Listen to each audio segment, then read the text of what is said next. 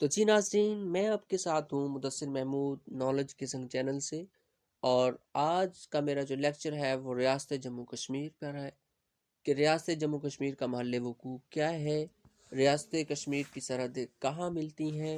آبادی میں اکثریت کن لوگوں کی تھی، اور ریاست کشمیر کو کس نے اور کس کے ہاتھوں بیچا تھا۔ تو جی ناظرین، ویڈیو کو سٹارٹ کرنے سے پہلے میرے چینل کو سبسکرائب ضرور کر لیں اور بیل آئیکن کو پریس کر لیں۔ تو ناظرین، ریاست جموں کشمیر پاکستان کے شمال میں بر صغیر کی ریاستوں میں علاقے کے اعتبار سے سب سے بڑی ریاست تھی۔ ہوا کیا کہ اس ریاست کی جو سرحدیں ہیں، جیسا کہ میں نے پہلے بتایا تھا کہ ریاست جموں کشمیر کہاں واقع ہے، تو یہ پاکستان کے شمال میں بر صغیر کی ریاستوں میں ہے، اور اس کی جو ریاستیں تھیں، ان کے جو علاقہ جات تھے، ان میں یہ سب سے بڑی ریاست تھی۔ تو اس کی اگر ہم سرحدوں کی بات کرتے ہیں تو یہ چین، تبت، افغانستان اور پاکستان سے ملتی ہیں۔ تو ناظرین، 1941 کی اگر ہم بات کریں تو 1941 میں جب سینسس ہوئی، سینسس مینس مردم شماری ہوئی تھی، تو اس کے مطابق ریاست جموں کشمیر کی کل آبادی 40 لاکھ کے قریب تھی، اور اس کی آبادی کا جو سب سے زیادہ حصہ تھا وہ مسلمانوں پر مشتمل تھا۔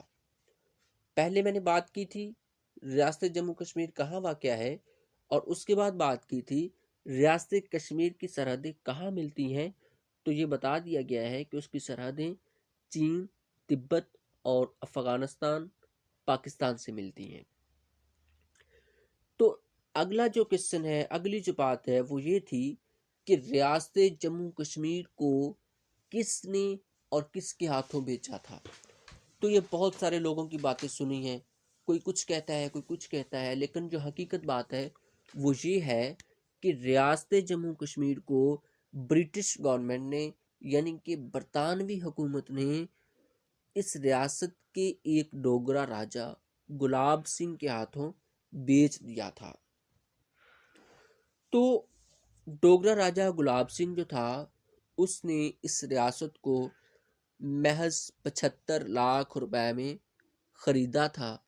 اور ڈوگرا راجہ نے جب اس کشمیر کو خرید لیا تھا تو اس کے جانشینوں نے اور اس نے اپنی مسلم رعایا پر بہت زیادہ ظلم و جبر، ستم کے پہاڑ ڈھائے، ان پر ظلم و ستم کے انبار لگائے، جیسا کہ آج بھی کشمیر کے اندر قتل و غارت ہو رہی ہے، کشمیر لہو لہو ہے، اور کوئی بھی کشمیر کی پکار کو سنتا نہیں ہے۔ سب یہی کہتے ہیں کہ ہم کشمیر کے ساتھ ہیں، ہم کشمیر کے ساتھ ہیں، ایک پرچم اٹھا لیتے ہیں، اور یہ پتہ نہیں کتنے سالوں پرانی باتیں ہیں کہ وہ آتے ہیں اور چلے جاتے ہیں کہ ہم کشمیر کے ساتھ ہیں، لیکن کشمیر کا مسئلہ جہاں کھڑا تھا وہیں کھڑا ہے۔ تو کچھ کہتے تھے 75,000 ہے، کچھ 75 لاکھ، کوئی کچھ، لیکن اصل جو بات ہے وہ کشمیر کو 75 لاکھ روپے میں فروخت کیا تھا برطانوی حکومت نے، کس کے ہاتھوں؟ ڈوگرا راجہ گلاب سنگھ کو۔ تو جی ناظرین، اس کے بعد کیا ہوتا ہے کہ جب اس کی حکومت آ گئی، اس نے کشمیر کو خرید لیا، تب مسلمانوں پر ظلم و ستم کے انبار ٹوٹ پڑے، ان پر ظلم و ستم کے پہاڑ ٹوٹ پڑے تھے۔ تو چھوٹی چھوٹی غلطیوں پر، معمولی جرائم پر بھی مسلمانوں کو کڑی، یعنی کہ سخت سے سخت سزائیں دی جاتی تھیں۔ اور پھر کیا ہوا کہ مسلمانوں نے ان سے تنگ آ کر اپنا ایک اکٹھ کیا اور ایک تحریک چلائی، کس کے خلاف؟ ڈوگرا راجہ گلاب سنگھ کے خلاف۔ تو ڈوگرا راجہ کے پاس طاقت تھی، اس کا تعلق، اس کا کنیکشن، اس کی طاقت برطانوی حکومت تھی، تو اس نے برطانیہ کا سہارا لیتے ہوئے اس تحریک کو مسل دیا، کچل کر رکھ دیا تھا۔ تو جی ناظرین، ریاست جموں کشمیر جغرافیائی، ثقافتی اور مذہبی اعتبار سے پاکستان کے بہت قریب رہی ہے۔ مطلب کہ کشمیر جو ہے اس کی پہلے دن سے یہی آرزو ہے کہ وہ پاکستان کے ساتھ ملے، پاکستان کا ساتھ اسے نصیب ہو، لیکن آج تک ایسا نہیں ہو رہا۔ کشمیری آج بھی سسکیاں لے رہے ہیں، بلک رہے ہیں، تڑپ رہے ہیں، مر رہے ہیں، لیکن ان کی آہ و پکار کوئی سنتا نہیں ہے۔ بس صرف ایک ہی بات ہے، ہم کشمیر کے ساتھ ہیں، ہم کشمیر کے ساتھ ہیں۔ تو ناظرین، ایسا کچھ بھی نہیں ہوا آج تک۔ سب جو بھی حکومت میں آتا ہے وہ یہی کہتا ہے کہ ہم کشمیر کے ساتھ ہیں، لیکن کشمیر کے لیے آج تک شاید کچھ بھی نہیں کیا گیا اور نہ ہوا ہے۔ آج بھی وہاں پر قتل و غارت اور خون ہو رہا ہے جس طرح سے پہلے ہوا کرتا تھا۔ تو ناظرین، پاکستان کو جو دریا سیراب کرتے ہیں وہ بھی اکثر کشمیر سے ہی نکلتے ہیں، اور 1947 میں کشمیری عوام کی یہ رائے تھی کہ ان کو پاکستان کے ساتھ ملا دیا جائے، اور انہوں نے جو راجا تھا اسے پاکستان کے ساتھ الحاق کرنے کا فیصلہ کیا تھا کہ اس کو اس پر آمادہ کیا جائے، لیکن جو راجا گلاب سنگھ تھا اس نے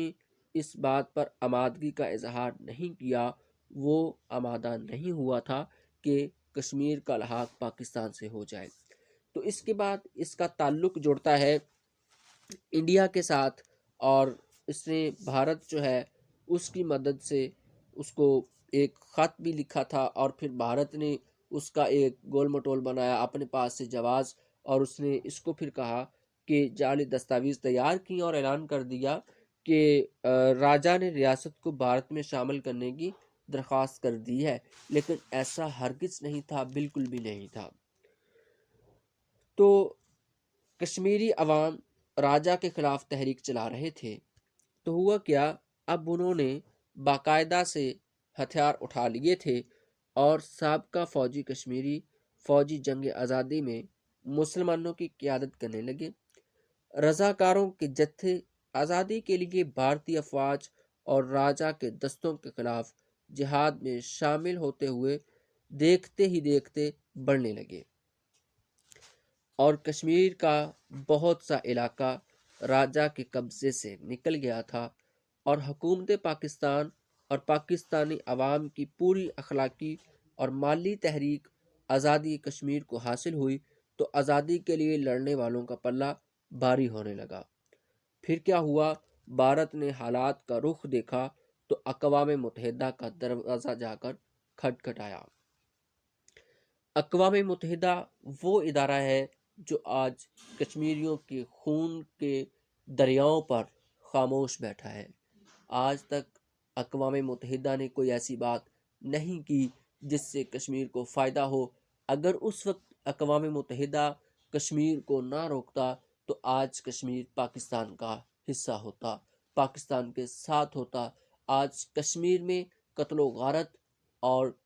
خون کے دریا، خون کی ندیاں نہ بہہ رہی ہوتی، لیکن ہوا کیا تھا کہ اقوام متحدہ نے، سلامتی کونسل نے 2 قراردادیں منظور کی تھیں، اور دونوں ممالک کو جنگ بند کرنے کی تلقین کی،